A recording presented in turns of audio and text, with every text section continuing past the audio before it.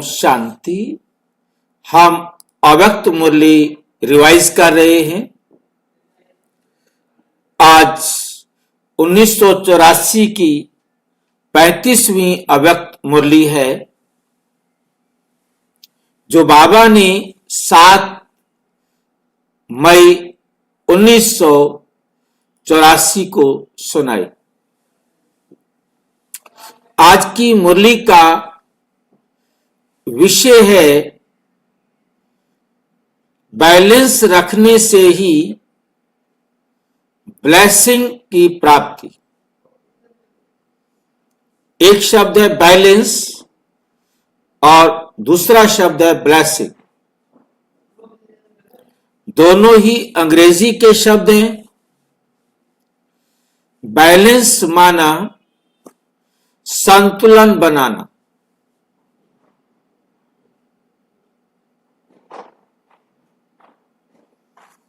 अब ये संतुलन शब्द जो है, ये बहुत अपने आप में बड़ा है।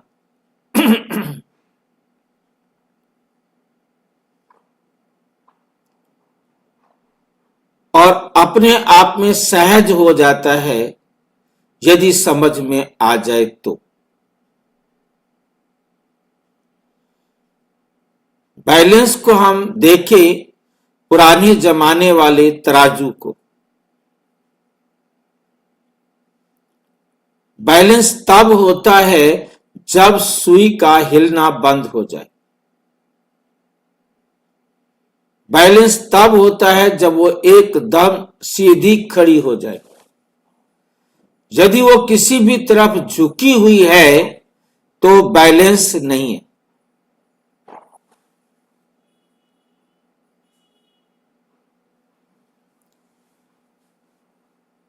बैलेंस का मतलब हम बिल्कुल एकदम सीधा, जो एक डंडी होती थी बीच में एक, आजकल तो उस तराजू को बहुत कम लोग देखते हैं, पहले हुआ करता था तराजू। बैलेंस एक्चुअल में बाबा उसी को एग्जाम्पल लेते हैं, एग्जाम्पल के रूप में लेते हैं। आजकल के तराजू को तो लेते ही नहीं है।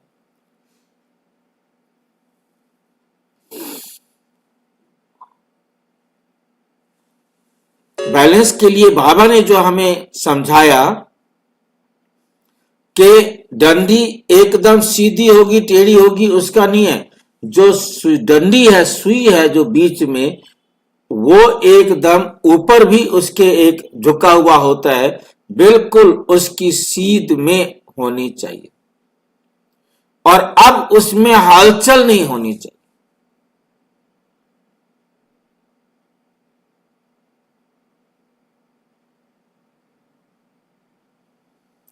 तब समझो कि हम बैलेंस्ड हैं।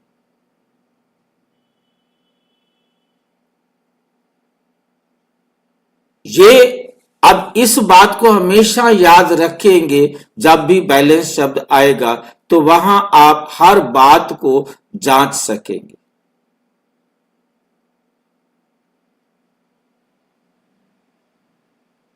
आपके सामने 2 आत्माएं हैं। आप अपने बैलेंस में होंगे, आपके लिए दोनों बराबर।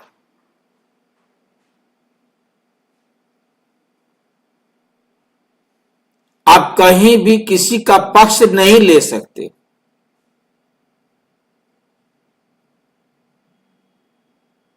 बैलेंस मैंने अपना बैलेंस बना के रखना है।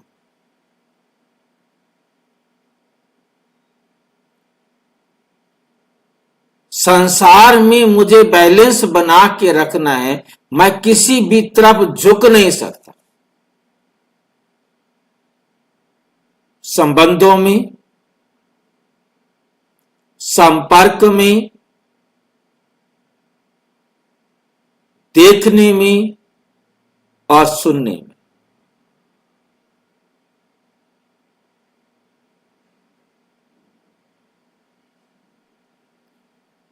मैं किसी से नफरत नहीं कर सकता, मैं किसी से प्यार भी नहीं कर सकता।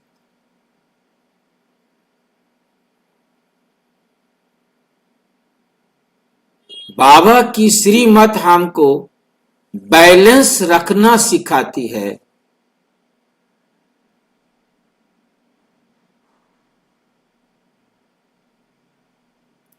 जिसके लिए शब्द दिया है बाबा ने, साक्षी दृष्टा। साक्षी दृष्टा का मतलब है बैलेंस।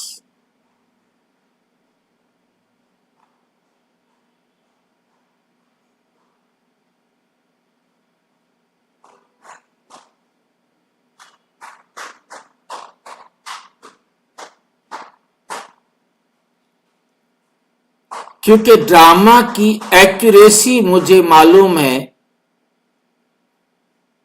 मुझे अब वो हिला नहीं सकती। कोई भी दुनिया की बात मुझे मेरी अवस्था से नहीं हिला सकती।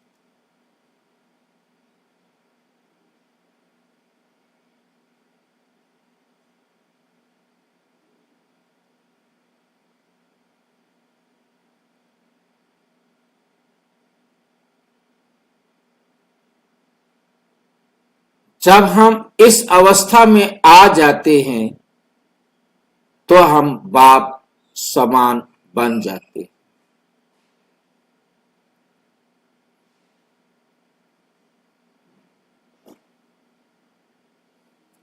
सभी के प्यारे और सबसे न्यारे बन जाते।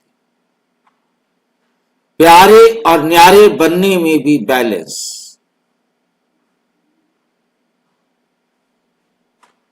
ही काम करता है।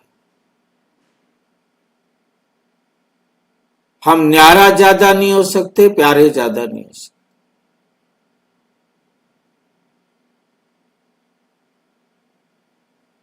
सब अपने हैं, कोई अपना नहीं है। बैलेंस।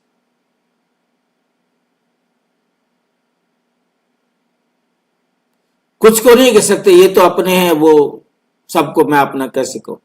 सब अपने हैं, कोई अपना नहीं है। ये हमको बैलेंस में लाएगा।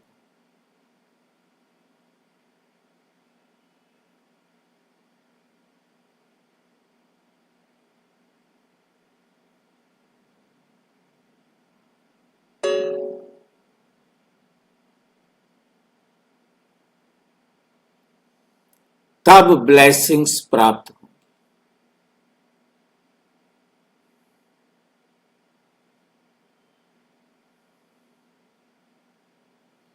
ये था जो बाबा के ज्ञान से मुझे अब तक समझ में आया था। अब बाबा क्या समझाता है, बाबा क्या परिवर्तन करता है, बाबा इससे आगे कहां चलता है, वह हम बाबा को देखते। आज प्रेम स्वरूप, याद स्वरूप बच्चों को प्रेम और याद का रिटर्न देने के लिए प्रेम के सागर बाप इस प्यार की महफिल बीच आए हैं। ये रूहानी प्यार की महफिल, रूहानी संबंध की मिलन महफिल है, जो सारे कल्प में अब ही अनुभव करते हो, सिवाय इस एक जन्म के। और कभी भी रूहानी बाप का रूहानी प्यार मिल ना सके। रूहानी बाप का रूहानी प्यार मिल ना सके।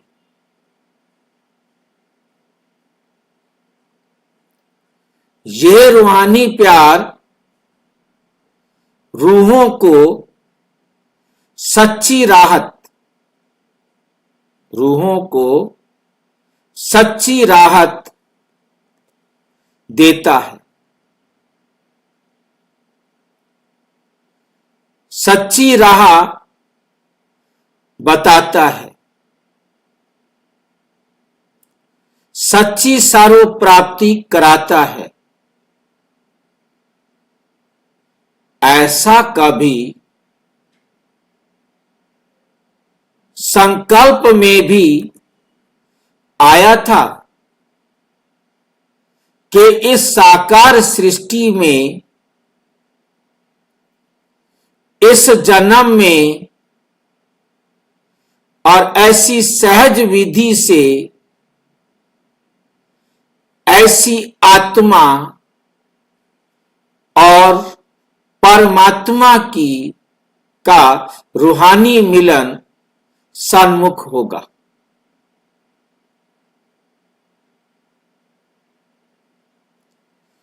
जैसे बाप के लिए सुना था कि ऊंचे ते ऊंचा बहुत तेजोमय, बड़े ते बड़ा है, वैसे ही मिलने की विधि भी मुश्किल और बड़े से बड़े अभ्यास से होगी। ये सोचते सोचते ना उम्मीद हो गए थे। ये सोचते सोचते ना उम्मीद हो गए थे। लेकिन बाप ने ना उम्मीद बच्चों को उम्मीदवार बना दिया।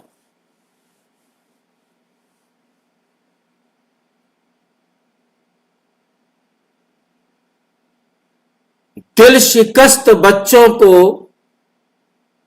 शक्तिशाली बना दिया।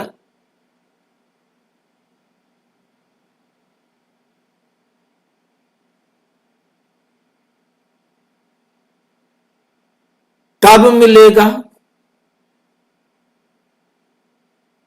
वह अब मिलन का अनुभव करा दिया।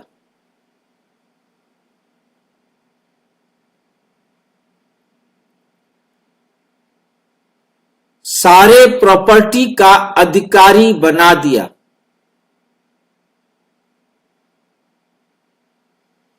अभी अधिकारी आत्माएं अपने अधिकार को जानते हो ना?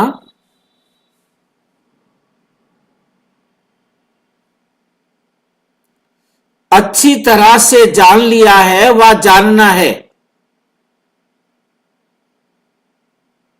पूछ रहे हैं बाबा, जान लिया है या अभी जानना है? आज बाप दादा बच्चों को देख रूह रिहान कर रहे हैं, वार्तालाप कर रहे हैं कि सभी बच्चों को निश्चय भी सदा है,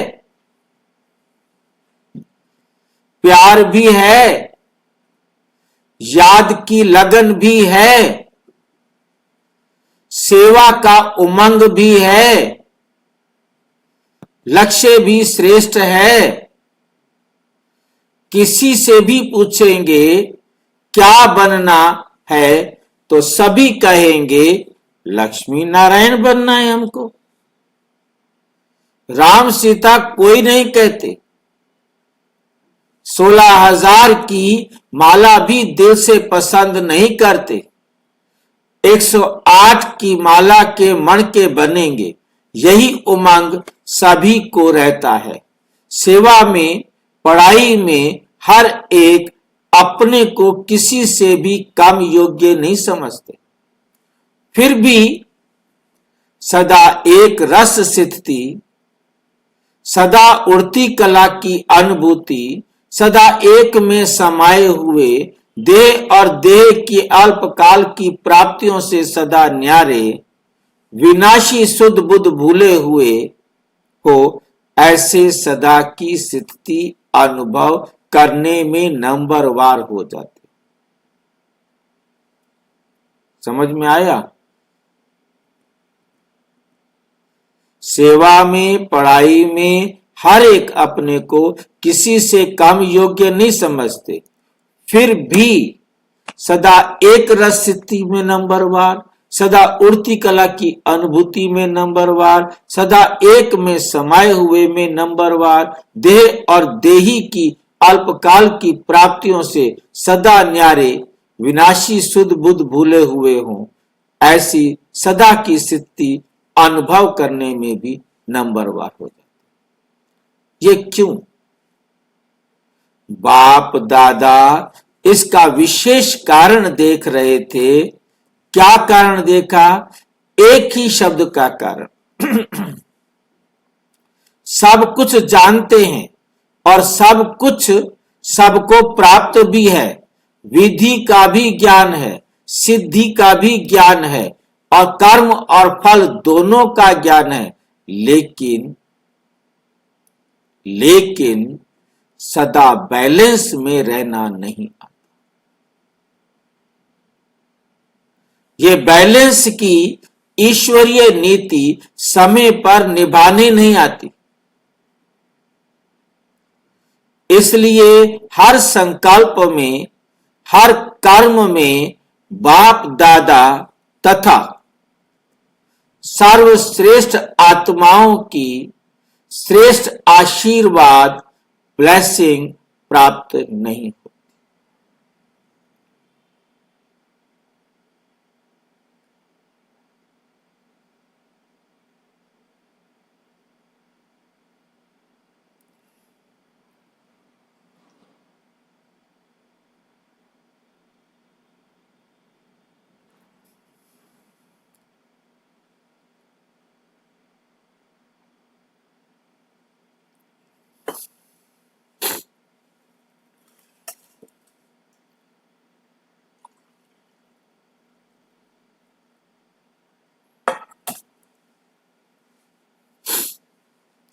मेहनत करनी पड़ती है,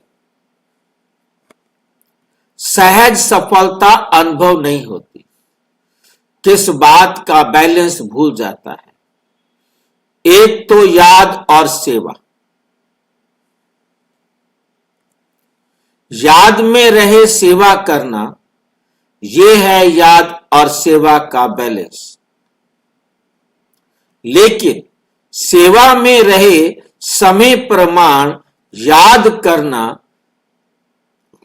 समय मिला याद किया नहीं तो सेवा को ही याद समझना। इसको कहा जाता है अनबैलेंस। सिर्फ सेवा ही याद है और याद में ही सेवा है। सेवा ही याद है, सिर्फ सेवा ही याद है और याद में ही सेवा है। कुछ समझ में आई है बात? इससे मैं आपको, यहाँ बाबा खिचड़ी बना रहा है थोड़ी सी, उसमें अलग अलग करना है।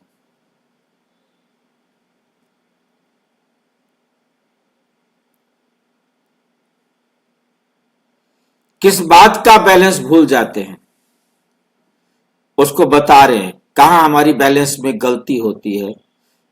एक तो याद और सेवा, इसमें बैलेंस चाहिए। कैसे समझा रहे हैं इसको? याद में रहे सेवा करना, यह है याद और सेवा का बैलेंस। लाइन समझ में आई है? ये बाबा की श्रीमत के अनुसार हम सेवा कर रहे हैं, ये है याद और सेवा का बैलेंस। दोनों एक साथ है।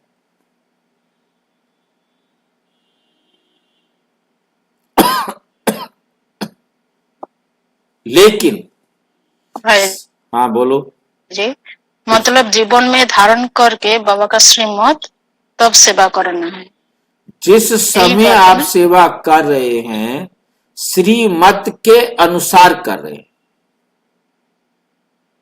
एक एक सेकंड, एक एक संकल्प, एक एक बोल को बाबा की श्रीमत पर चक करके बोल रहे, कर रहे।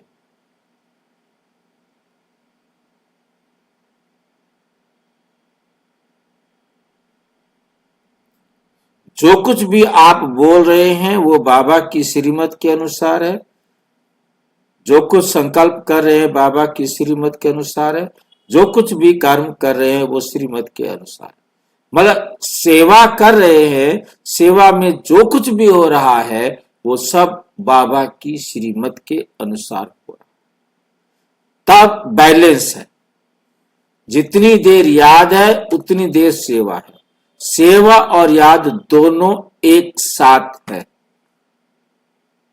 कभी कभी भाई बहन कहते हैं क्या करूं, मैं आज मेरा दिल कर रहा था ज्यादा याद करूं, आज मैंने 6 घंटे याद किए और 2 घंटे सेवा की, बैलेंस खत्म। बैलेंस तो है ही नहीं।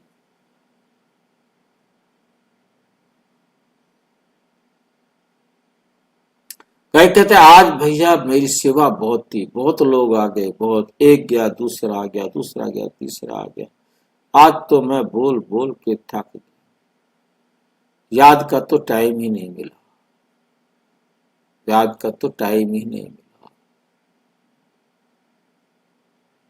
अरे सेवा याद में क्यों नहीं की?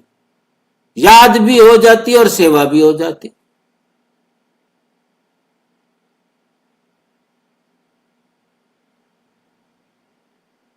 बैलेंस, बैलेंस का बहुत सीधा दिया, याद में रह सेवा करना, ये है याद और सेवा का बैलेंस, दोनों बराबर है। जितनी सेवा की उतना याद किया, दोनों बैलेंस हो गया। लेकिन सेवा में रहे समय प्रमाण याद करना, समय मिला तो याद कर लिया, नहीं तो सेवा कर रहे थे, समय मिला याद किया, नहीं तो सेवा को ही याद समझ लेना कि मैं आज सारे दिन सेवा की, हम याद ही तो था, बाबा की याद में तो था, बाबा की तो सेवा कर रहा था। सेवा को याद भी नहीं समझ सकते।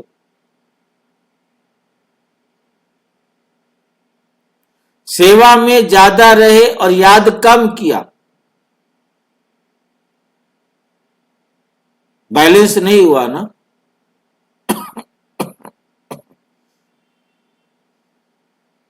सेवा को भी याद नहीं समझना, याद में सेवा करना, ये ध्यान रखना।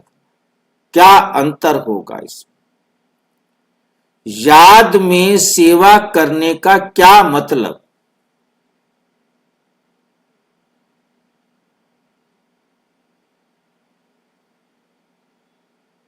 तीनों प्रकार की याद, तीनों प्रकार की सेवा।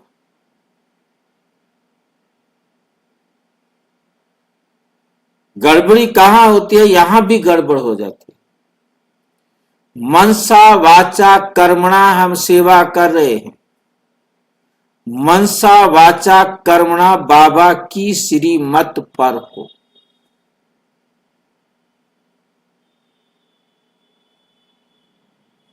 मनसा में जो संकल्प आ रहे हैं वो बाबा की श्रीमत के अनुसार हैं। अब मनसा भी क्या हो गया? बैलेंस। वाचा में जो बोल आ रहे हैं वो बाबा की श्रीमत के अनुसार हैं, तो वाचा भी बैलेंस। हम कर्म भी बाबा की श्रीमत के अनुसार कर रहे हैं, बार बार देख रहे हैं कि बाबा की श्रीमत के अनुसार है ना, तो हमारा कर्म में भी बैलेंस। तो तीनों प्रकार की सेवा, तीनों प्रकार की याद एकदम बराबर है, तो बैलेंस है।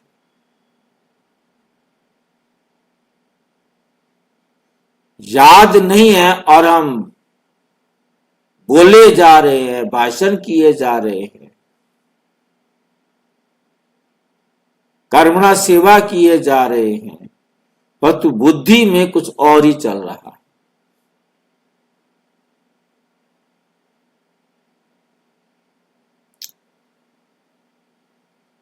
तो बैलेंस नहीं।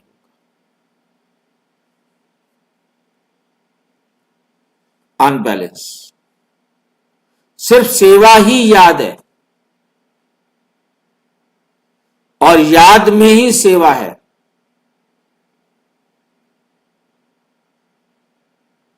ये थोड़ा सा विधि का अंतर, ये अंतर है।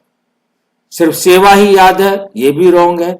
याद में ही सेवा है, ये भी, पर इस पे विधि में अंतर है थोड़ा सा। फिर जब रिजल्ट पूछते हैं कि याद की परसेंटेज कैसी रही, तो कहते हैं सेवा में इतने बिजी थे, कोई भी बात याद नहीं आई। अच्छा, समय ही नहीं था, या कहते सेवा भी बाप की थी। बाप तो याद ही था, लेकिन जितना सेवा में समय और लगन रही, उतना ही याद की शक्तिशाली अनुभूति रही।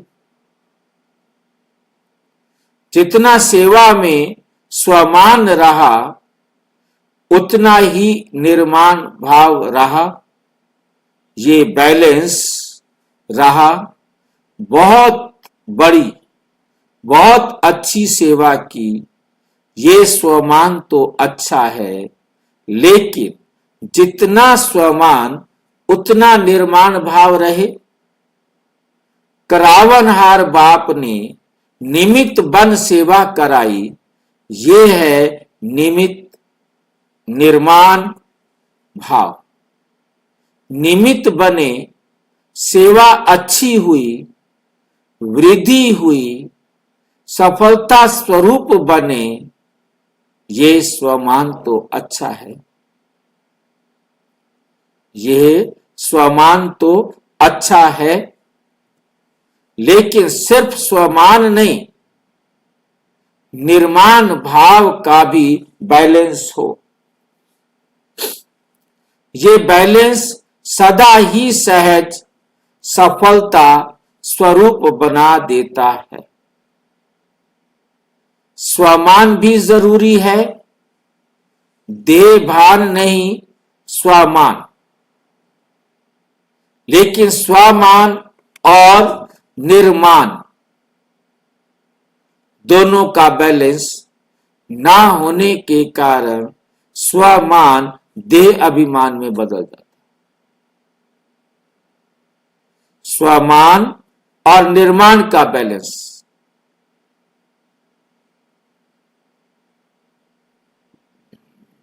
मैं आत्मा हूं, यह स्वमान है। निर्माण अहंकार नहीं, मान ज्यादा अपने अहंकार वाली बात नहीं, निर्माण एकदम। दोनों का बैलेंस ना होने के कारण स्वमान में और निर्माण में बैलेंस, अपने गुणों और शक्तियों का अहंकार हो जाता है। और ये अहंकार देह अभिमानी बना देता है।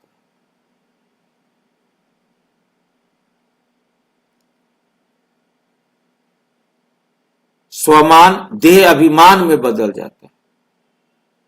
बेशक आप अपने आत्मा के गुणों का वर्णन कर रहे हैं, आप अपने आत्मा के गुणों का नशा कर रहे हैं, अहंकार कर रहे हैं, परंतु ये देह अभिमान में बदल जाता है। सेवा हुई, सफलता हुई, ये खुशी तो होनी चाहिए। वह बाबा आपने निमित्त बनाया, मैंने नहीं किया भाई। बाबा आपने निमित्त बनाया, मैंने नहीं किया। ये मैंपन, इसे निर्माण कहेंगे क्या भाई जी? हाँ, बिल्कुल बिल्कुल। ये मैंपन स्वमान को देह अभिमान में ले आता है। मैंने किया, ये मैंपन स्वमान को देह अभिमान में ले आता है। याद और सेवा का बैलेंस रखने वाले स्वमान और निर्माण का भी बैलेंस रखते। तो समझा बैलेंस किस बात में नीचे ऊपर होता है। हिलनी नहीं चाहिए सुई, नीचे ऊपर नहीं होनी चाहिए सुई।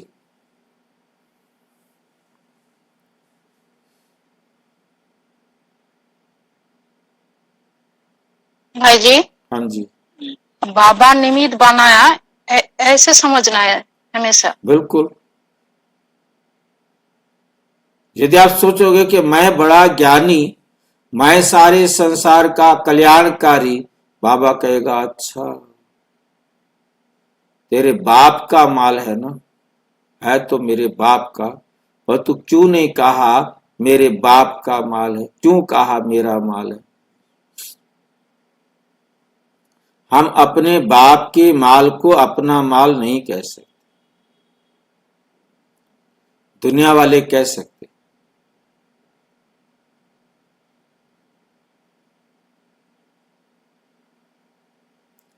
समझा बैलेंस किस बात में नीचे ऊपर होता है।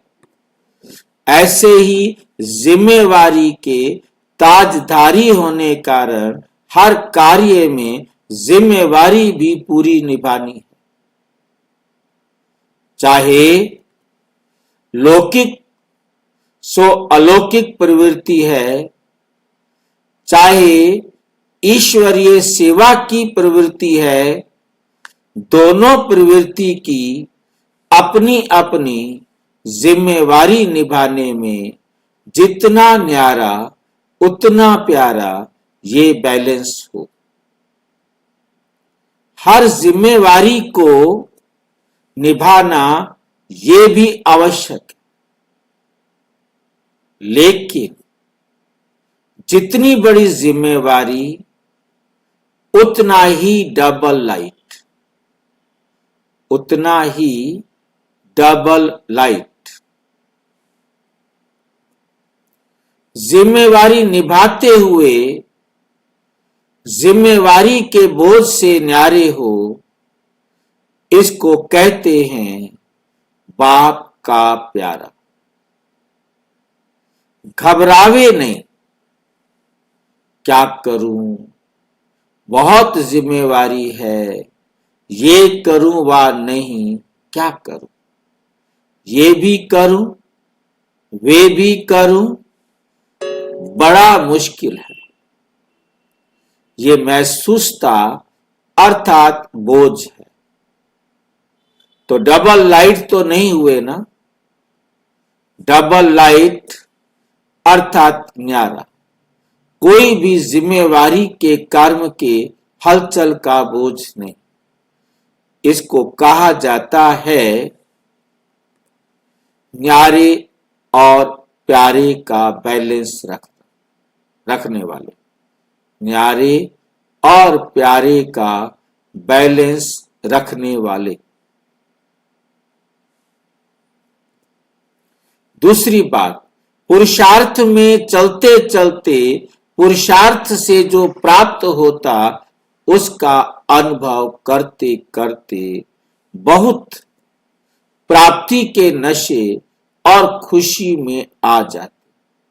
बस हमने पा लिया, हमने पा लिया, अनुभव कर लिया, महावीर महारथी बन गए, ज्ञानी बन गए, योगी भी बन गए, सेवाधारी भी बन गए। ये प्राप्ति बहुत अच्छी है, लेकिन इस प्राप्ति के नशे में अलबेलापन भी आ जाता है।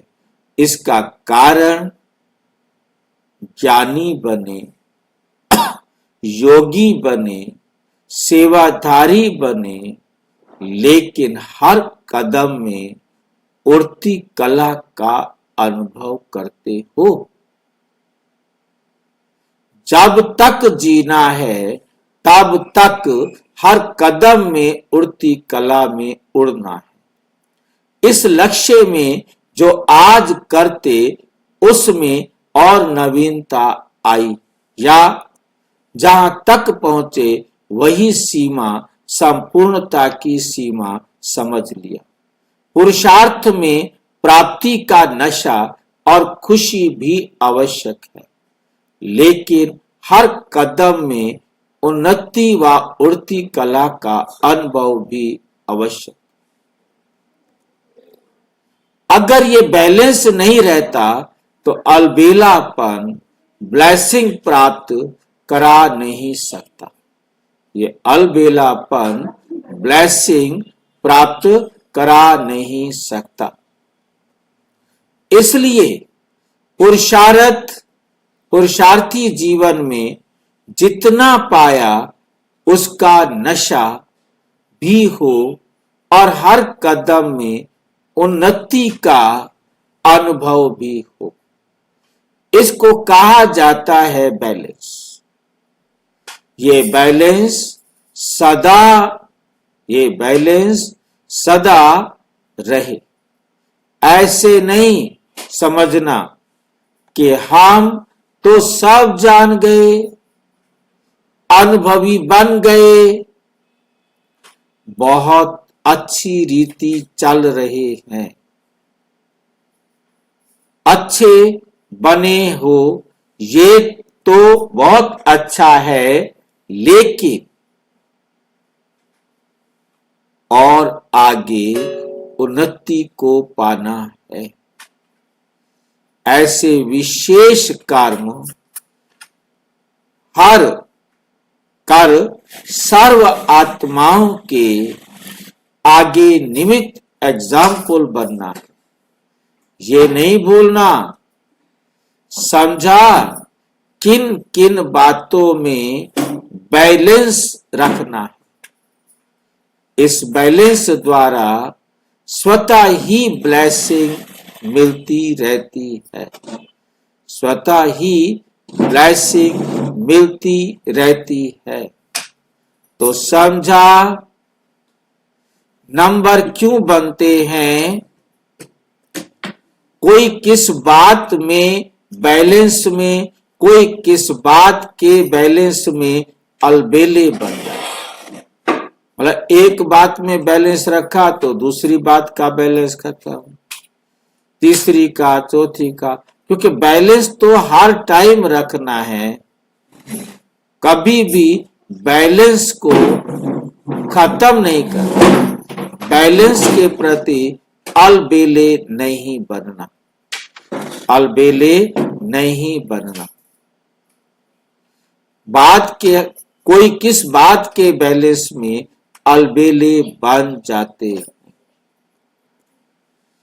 बॉम्बे निवासी तो अलबेले नहीं होना, हर बात में बैलेंस रखने वाले होना, बैलेंस की कला में होशियार होना। बैलेंस भी एक कला है, इस कला में संपन्न होना। बॉम्बे को कहा ही जाता है संपत्ति संपन्न देश।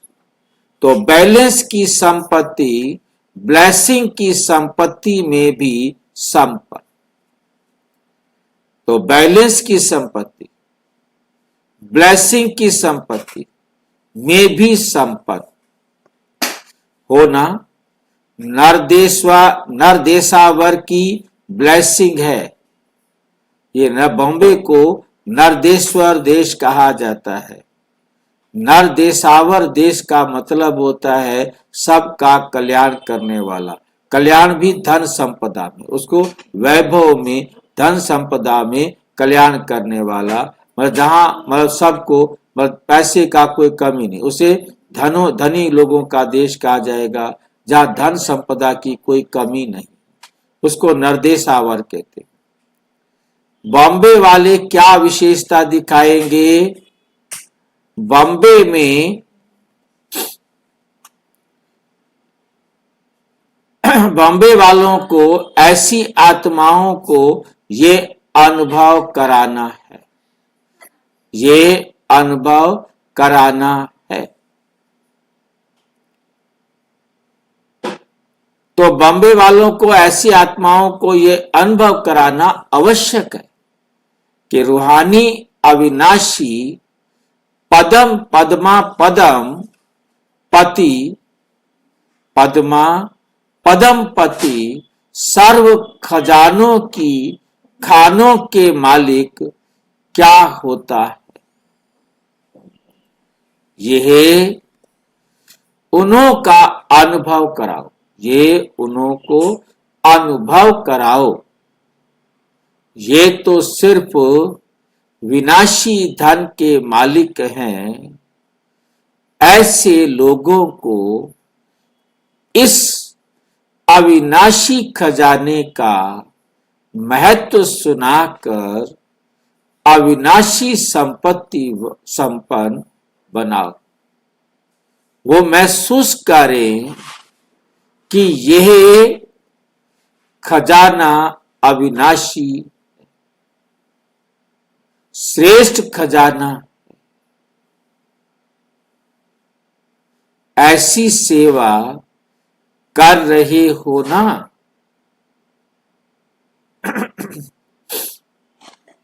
संपत्ति वालों को की नजर में ये अविनाशी संपत्तिवान आत्माएं श्रेष्ठ है। दुनिया वालों के पास धन है, क्योंकि नरदास क्या बोलते हैं, नरदेशा वर्ग है ना, जहां धन संपदा ज्यादा है, उनके पास तो पैसा है, परंतु उनके पास है विनाशी संपत्ति। और तुम्हारे पास क्या है? अविनाशी। उनके पास है विनाशी और आप हैं अविनाशी संपत्तिवान आत्माएं श्रेष्ठ है। ऐसा अनुभव करे, ऐसा अनुभव करे। समझा? ऐसे नहीं सोचना कि इन्हों का पाठ तो है ही नहीं, अंत में इन्हों के भी जागने का पाठ है। संबंध में नहीं आएंगे, लेकिन संपर्क में आएंगे। संबंध में तो नहीं आएंगे, परंतु संपर्क में आएंगे। इसलिए अब ऐसी आत्माओं को भी जगाने का समय पहुंच गया है। तो जगाओ, खूब अच्छी तरह से जगाओ, क्योंकि संपत्तिवान के नशे की नींद में सोए हुए हैं। संपत्ति के नशे में सोए की नींद में सोए हुए, क्योंकि धन बहुत है, उस धन के नशे की नींद में सब सोए पड़े। उनको जगाओ, अविनाशी खजाने का हक उनको दिलाना है। नशे वालों को बार बार जगाना पड़ता है। नशे वालों को बार बार जगाना पड़ता है। एक बार से नहीं जागते, एक बार से नहीं जागते। तो अब ऐसे नशे में सोने वाली आत्माओं को अविनाशी संपत्ति के अनुभवों से परिचित करा। समझा? बॉम्बे वाले तो माया जीत हो ना, माया को समुद्र में डाल दिया ना, तले में डाला है, या ऊपर ऊपर से। अगर ऊपर कोई चीज होती है, अगर ऊपर कोई चीज होती है, तो फिर लहरों से किनारे आ जाती है। तले में डाल दिया तो स्वाहा, तले में डाल दिया तो स्वाहा। तो माया फिर किनारे तो नहीं आ जाती है ना। बॉम्बे निवासियों को हर बात में एग्जाम्पल बनना है, हर विशेषता में एग्जाम्पल बनना है। जैसे बॉम्बे की सुंदरता देखने के लिए भाभी सभी, देखने के लिए सभी दूर दूर से भी आते हैं, आते हैं ना। ऐसे दूर दूर से देखने आएंगे, हर गुण के प्रैक्टिकल स्वरूप एग्जाम्पल बनो। सरलता जीवन में देखनी हो तो इस सेंटर में जाकर देखो। क्या देखनी हो? सरलता जीवन में देखनी हो तो इस सेंटर में जाकर देखो, इस परिवार को देखो। सहनशीलता देखनी हो तो इस सेंटर में, इस परिवार में जाकर देखो।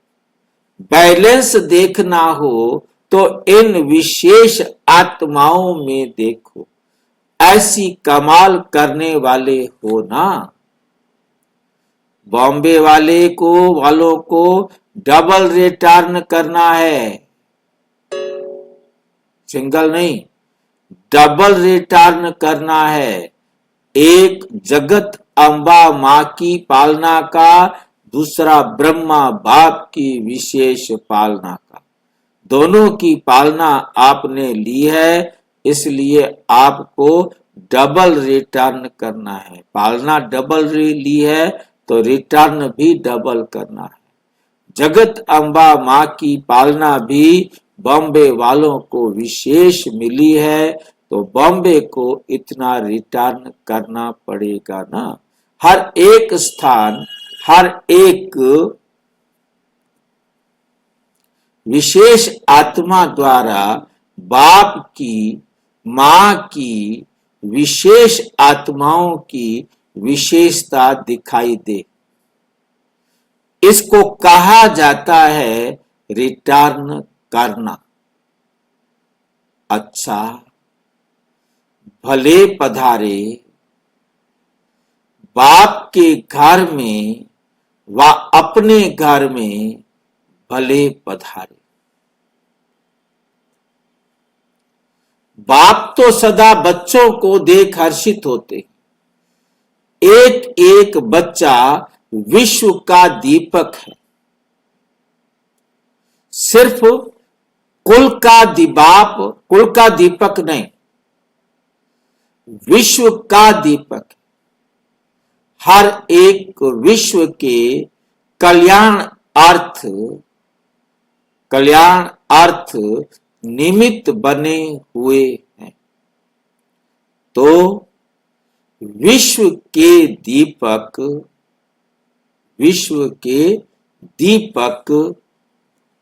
हो गए ना।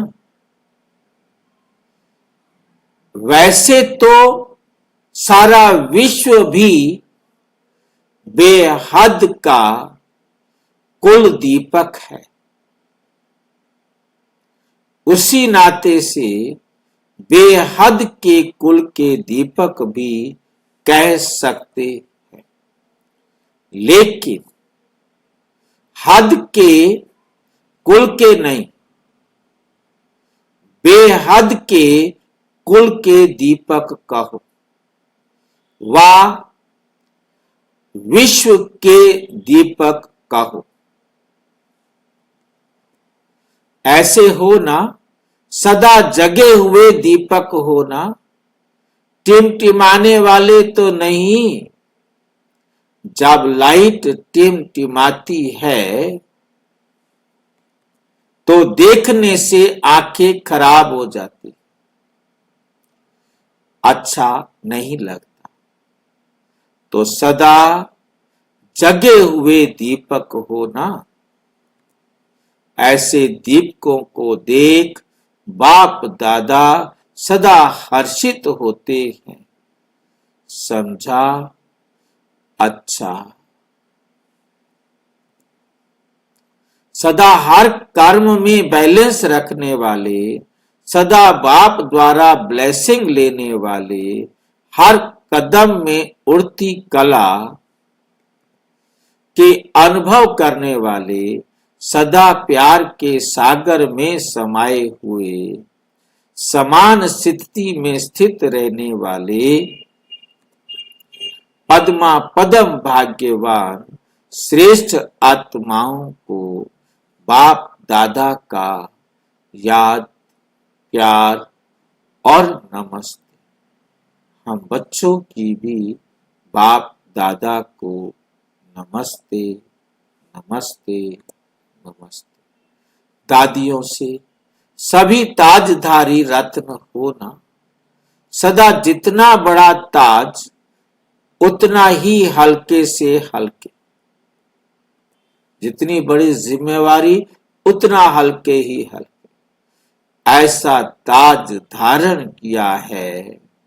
इस ताज को धारण करके हर कर्म करते हुए भी ताजधारी रह सकते, ताजधारी रह सकते हैं। जो रतन जड़ित ताज होगा वे फिर भी समय प्रमाण धारण करते और उतारते, लेकिन ये ताज ऐसा है जो उतारने की आवश्यकता ही नहीं।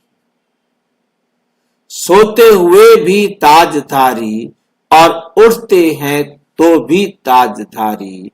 अनुभव है ना, ताज हल्का है ना, कोई भारी तो नहीं है। नाम बड़ा वजन हल्का, नाम बड़ा वजन हल्का है।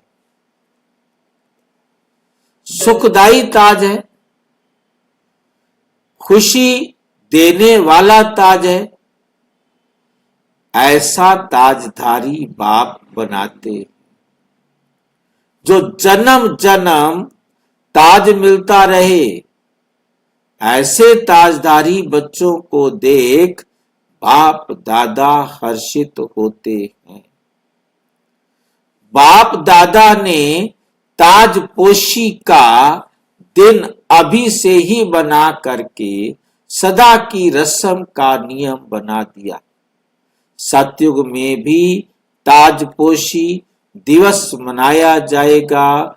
जो संगम पर ताजपोशी दिवस मनाया, उसी का ही यादगार अविनाशी चलता रहेगा। अव्यक्त वतन में सेवाधारी हैं, लेकिन साकार वतन से वानप्रस्थ हुए ना। स्वयं बाप साकार वतन से वानप्रस्थ हो बच्चों को ताज तख्त दे और स्वयं अव्यक्त वतन में चले तो ताजपोशी का दिन हो गया ना। 18 जनवरी 1969 ब्रह्मा बाबा ने बच्चों की ताजपोशी की ना। विचित्र ड्रामा है ना। अगर जाने के पहले बताते तो वंडरफुल ड्रामा नहीं होता। ऐसा विचित्र ड्रामा है जिसका कोई चित्र नहीं खींचा जा सकता।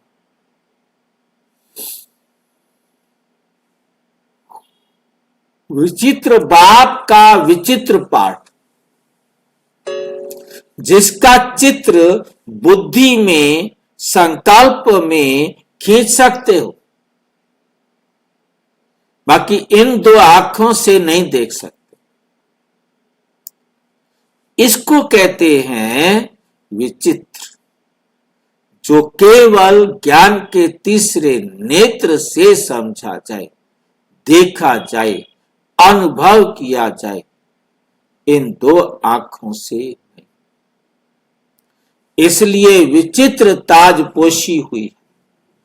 बाप दादा सदा महावीर बच्चों की को ताजपोशी करने वाले ताजधारी स्वरूप में देखते हैं। बाप दादा साथ देने में नहीं छिपे, लेकिन साकार दुनिया से छिपकर अव्यक्त दुनिया में उदय हो गए हो। साथ रहेंगे, साथ चलेंगे, ये तो वायदा है ही।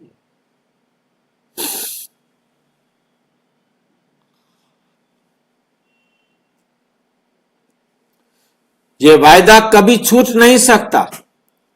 इसलिए तो ब्रह्मा बाप इंतजार कर रहे हैं, नहीं तो कर्मातीत बन गए तो जा सकते हैं। बंधन तो नहीं है ना, लेकिन स्नेह का बंधन है। स्नेह के बंधन के कारण, साथ चलने का वायदा निभाने के कारण बाप को इंतजार करना ही है। कौन से बाप को? इंतजार करना ही है। कौन से बाप को इंतजार करना है? शिव बाबा। हाँ जी,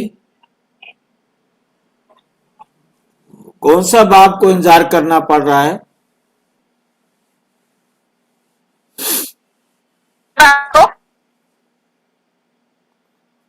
आवाज कट रही है आपकी, क्या बात है?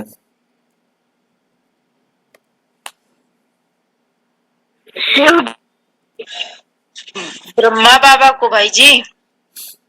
इसलिए तो ब्रह्मा बाप इंतजार कर रहे हैं, ब्रह्मा नहीं तो कर्मातीत बन गए तो जा सकते हैं ना। बंधन तो नहीं है ना, लेकिन स्नेह के का बंधन है। स्नेह के बंधन के कारण, साथ चलने का वायदा निभाने के कारण बाप को इंतजार करना ही है, साथ निभाना ही है। सोचो, पहली आत्मा इंतजार कर रही है तो लास्ट आत्मा क्या करेगी? वो साथ चलेगी कि नहीं चलेगी? लास्ट आत्मा भी ब्रह्मा कुमार है कि नहीं है? हाँ जी, प्रजापिता ब्रह्मा की संतान लास्ट आत्मा भी ब्रह्मा कुमार है या नहीं है?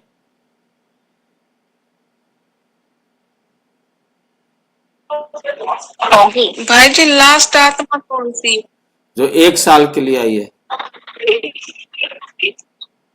होगी भैया। वो भी है। लास्ट में तो सभी होंगे ना? हाँ जी,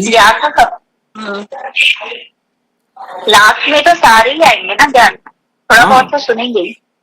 जो भी उनको पार्ट है लेने का वो लेंगे ना। मतलब प्रजापिता ब्रह्मा है तो सारी आदि जो जीव आत्माएं हैं सबका पिता है ना। वो आत्माएं भी अपने हिसाब का पार्ट, जो उनका भोजन बना है वो सब हर आत्मा तक पहुंचे।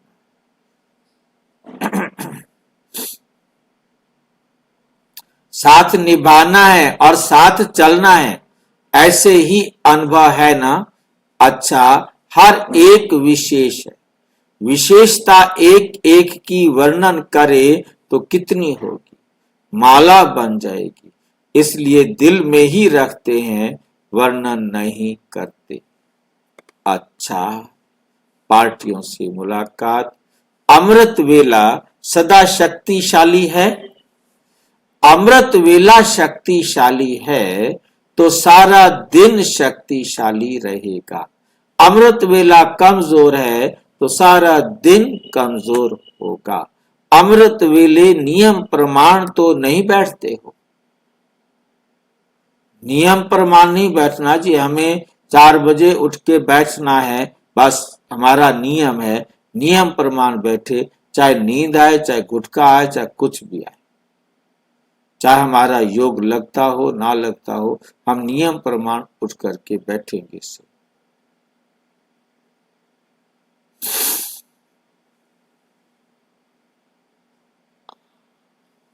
नियम प्रमाण नहीं, ये वरदानों का समय है। वरदानों के समय अगर कोई सोया रहे, कोई सुस्ती में रहे, वह विस्मृत रहे, कमजोर होकर बैठे तो वरदानों से वंचित रह जाए।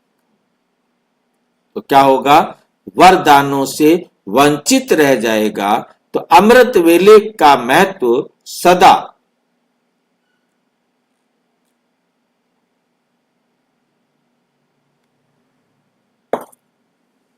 याद रहता है ना, उस समय नींद तो नहीं करते हो, झुटके तो नहीं खाते हो ना। कभी कभी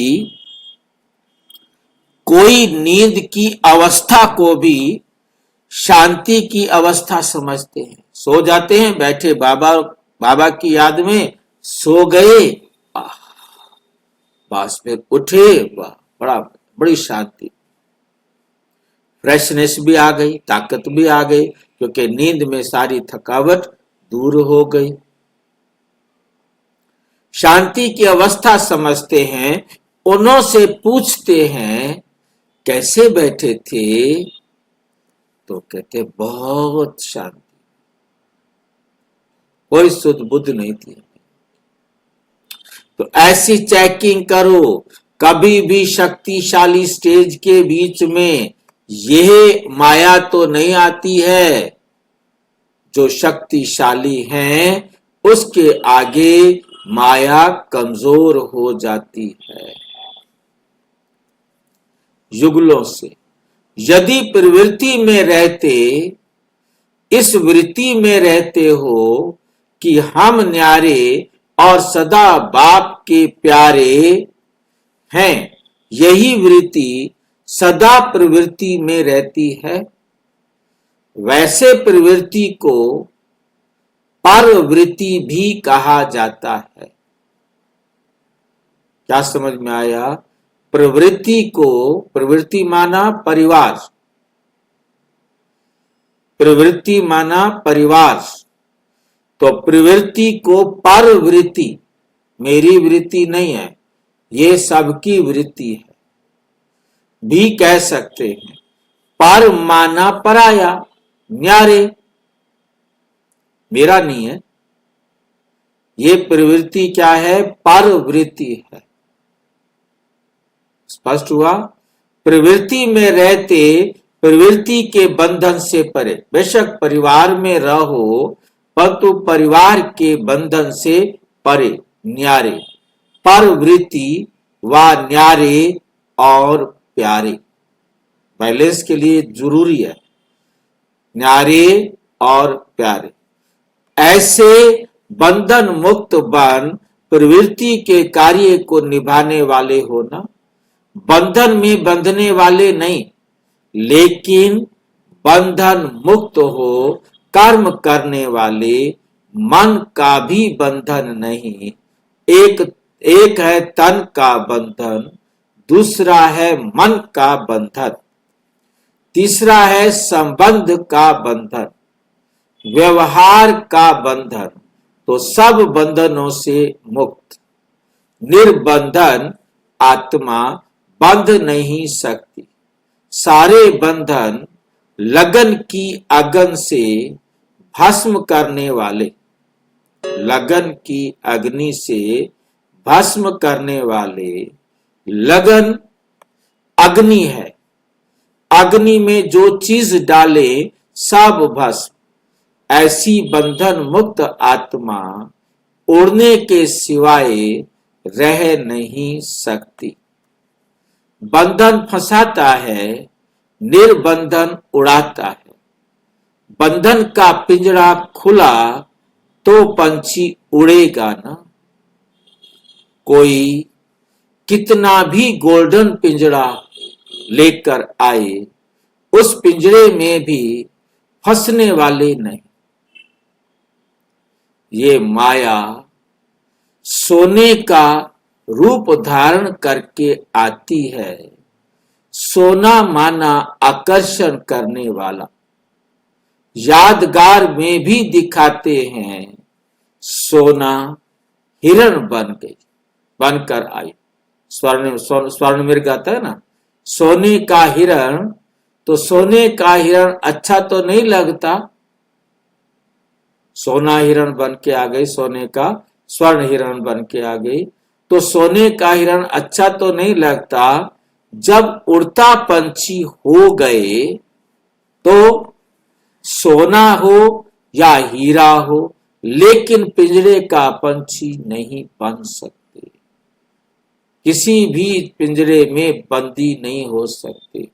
किसी चीज के प्रति आकर्षित होना माना पिंजरे का पंछी बनना। जैसे सीता सोने के उसकी तरफ हुई।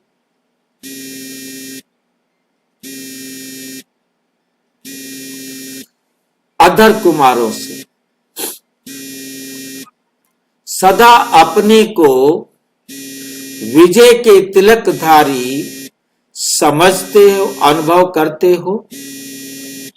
तिलकधारी अनुभव करते हो।